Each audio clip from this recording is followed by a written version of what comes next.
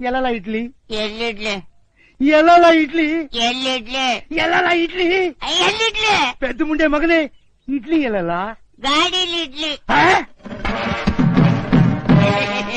ಸಾಂಬಾರ್ಲ ಹೆಸರಲ್ಲ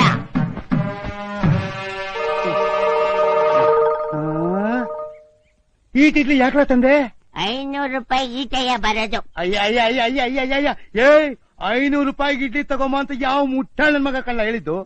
ನೀನೆ ನಾನೆಲ್ಲ ಹೇಳ್ದೆ. ನೀನ್ ಎಷ್ಟು ದುಡ್ಡು ಕೊಟ್ಟೆ? 500. ಏನ್ ತರ ಕೇಳ್ದೆ? ಇಡ್ಲಿಯ ತಂದಿದ್ದೀನಲ್ಲ. ಅಯ್ಯೋ ಪೆದ್ದು ಮುಂಡೆ ಮಗನೇ, ಈ ಜನ್ಮದಾಗ ನಿಂಗ್ ಬುದ್ಧಿ ಬರಕ್ಕಿಲ್ಲ. ಹೊಟ್ಟೆ ಬೇರೆ ಚುರ್ರ ಅಂತೈತೆ.